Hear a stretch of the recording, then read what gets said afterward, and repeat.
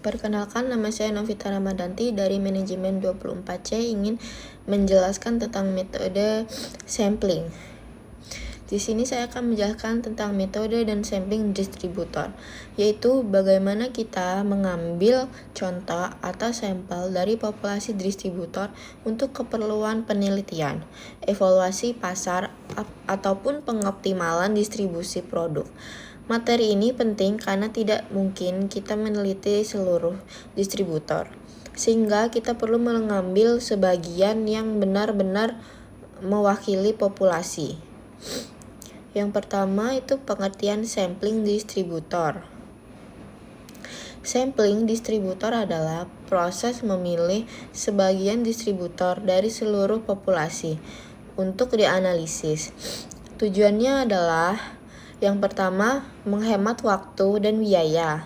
Yang kedua, mendapatkan gambaran akurat tentang perilaku dan karakteristik distributor. Yang ketiga, mendukung pengambilan keputusan bisnis, misalnya evaluasi kinerja, penentuan prioritas wilayah, atau pengembangan strategi distribusi. Yang kedua yaitu kategori utama metode sampling. Secara umum, metode sampling dibagi menjadi dua. Yang pertama, probability sampling. Setiap distributor punya peluang sama untuk terpilih. Yang kedua, non-probability sampling. Tidak semua distributor punya peluang sama. Biasanya dipilih berdasarkan pertimbangan tertentu. Keduanya memiliki keunggulan dan kelemahan, tergantung tujuan penelitian. Yang ketiga, probability sampling. Simple random sampling. Metode paling sederhana, semua distributor dipilih secara acak. Contoh, dari 500 distributor, kita pilih 50 secara random menggunakan nomor acak.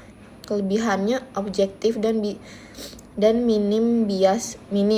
Kekurangannya membutuhkan data lengkap semua distributor. Selanjutnya, Bayes-Stratif sampling.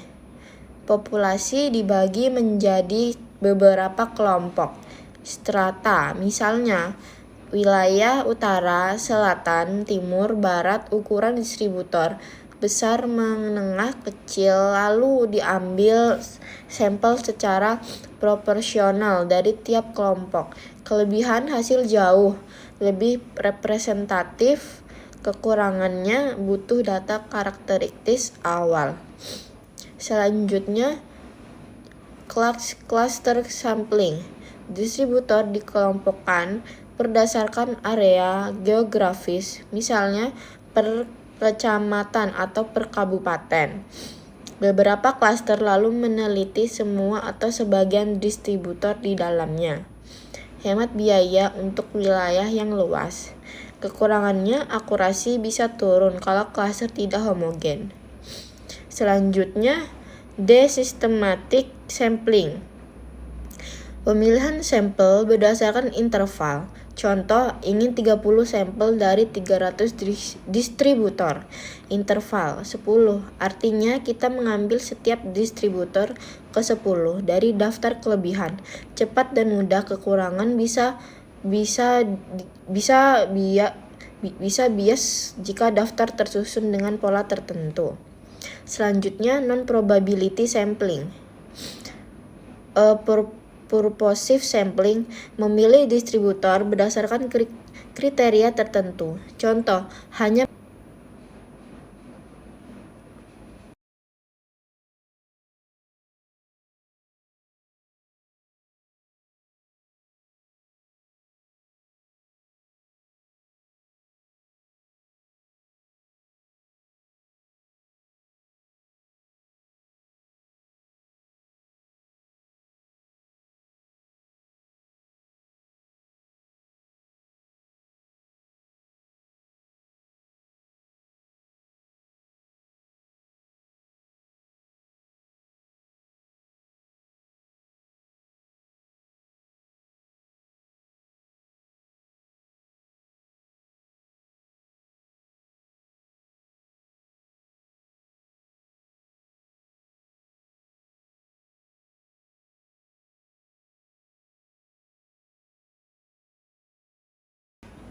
Menentukan kuota tiap kategori. Contoh 10 distributor besar, 10 menengah, 10 kecil. Memastikan proporsi terjaga, tetapi pemilihan di dalam kuota tidak acak. Yang selanjutnya, langkah-langkah praktis sampling distributor. Yang pertama, tentukan tujuan penelitian. Misalnya, mengevaluasi performa, menilai penetrasi produk, atau memetakan distribusi. Yang kedua, identifikasi populasi distributor. Ketahui jumlah wilayah, tipe, dan karakteristik mereka. Yang ketiga, pilih metode sampling. Probability jika ingin representatif. Non-probability jika cepat dan eksploratif. Yang keempat, tentukan ukuran sampel. Bisa persentase 10-20% atau menggunakan rumus statistik. Yang kelima, lakukan pemilihan sampel sesuai metode yang dipilih. Yang keenam, kumpulkan data lewat wawancara, survei, observasi, atau audiens. Yang ketujuh, analisis dan simpulkan. Dari sampel ini, kita membuat kesimpulan terhadap populasi distributor yang lebih besar. Yang keenam yaitu contoh aplikasi nyata. Misalnya, sebuah perusahaan ingin mengevaluasi kinerja distributor di 5 wilayah besar. Perusahaan menggunakan stratif sampling di mana setiap wilayah menjadi strata. Dari tiap wilayah dipilih 10 distributor, sehingga total 50 sampel. Pendekatan ini memastikan hasil yang lebih akurat karena tiap wilayah memiliki karakteristik distribusi yang berbeda. Oke, demikian penjelasan mengenai metode dan sampling distributor. Dengan memilih metode sampling yang tepat, perusahaan dapat memperoleh data yang akurat, efisien, dan mendukung pengambilan keputusan yang lebih baik. Terima kasih.